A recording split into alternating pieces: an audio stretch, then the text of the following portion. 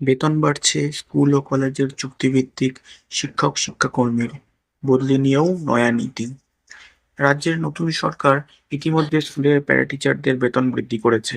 এবার বেতন বাড়তে চলেছে স্কুল কলেজের অন্যান্য চুক্তিভিত্তিক শিক্ষক ও শিক্ষাকর্মীর।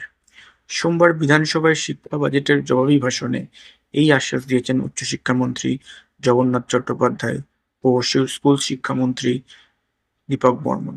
এর আওতায় আসবেন স্টেট এডেড কলেজ টিচার্স বা স্যাক্ট এবং সমগ্র শিক্ষা মিশনের অধীনে স্কুলে নিযুক্ত বিভিন্ন ধরনের শিক্ষক ও শিক্ষাকর্মী। সব মিলিয়ে উপকৃত হতে চলেছেন প্রায় ৫৫,০০০ চুক্তিভিত্তিক শিক্ষক ও শিক্ষাকর্মী। এদিন উচ্চশিক্ষামন্ত্রী বলেন, স্যাক্টদের সাম্মানিক বাড়ানোর ব্যাপারে অর্থমন্ত্রী আমাকে এগিয়ে যেতে বলেছেন। তবে যাদের যথাযথ শিক্ষাগত যোগ্যতা রয়েছে তাদেরই বেতন বৃদ্ধি হবে। যাদের তা নেই তাদের বিষয়ে সেভাবে পদক্ষেপ করবে সরকার।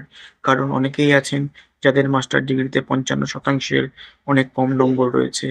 প্রসঙ্গত, স্যাক্ট 1 এবং স্যাক্ট মিলিয়ে ১২,০০০-এরও বেশি কলেজ শিক্ষক রয়েছেন।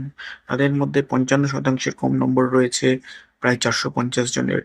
যদিও স্যাক্টের নেতা গোপাল ঘোষ বলেন, অধিকাংশ স্যাক্ট শিক্ষকেরই ইউজিসি নির্ধারিত যোগ্যতা রয়েছে। এ রাজ্যের সমস্ত এ বা তার চেয়েও ভালো গ্রেড পাওয়া কলেজগুলি চলছেই স্যাকদের নিয়ে। এই ধরনের শীর্ষস্থানীয় কলেজগুলিতে তাদের সংখ্যা স্থায়ী শিক্ষকদের চেয়ে বেশি, কোথাও কোথাও দ্বিগুণ। ফলে মান নিয়ে প্রশ্ন তোলার খুব বেশি অবকাশ নেই। যদিও উচ্চশিক্ষামন্ত্রী পরে সাংবাদিকদের ব্যাখ্যা দিয়েছেন, যাদের যোগ্যতা নেই তাদের তা বাড়ানোর সুযোগ দেওয়া হবে।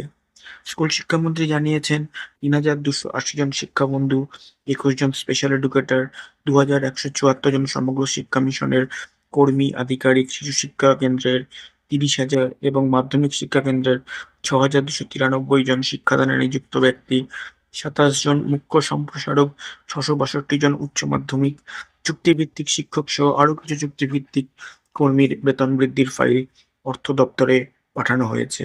এ ব্যাপারে অর্থ দপ্তরের প্রাথমিক সম্মতি মিলেছে বলেও জানান তিনি। প্যারাটিচার এবং মিড ডে মিলের কর্মীদের ভাতা বৃদ্ধি হওয়ার পর এদের তরফে জোরালো দাবি উঠেছিল।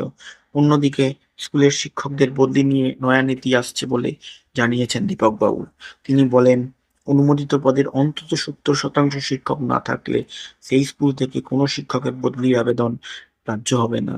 কারণ সেক্ষেত্রে গ্রামের স্কুলগুলিতে আরও খালি হয়ে যাবে। প্রসঙ্গত, সম্প্রতি বদলির আবেদন গ্রহণের উচ্চশ্রী পোর্টাল খুলেছে স্কুল শিক্ষা দপ্তর। তারপর মন্ত্রীর এই ঘোষণা তাৎপর্যপূর্ণ। তো এই ছিল লেটেস্ট আপডেট। দেখা হচ্ছে পরের ভিডিওতে। ধন্যবাদ।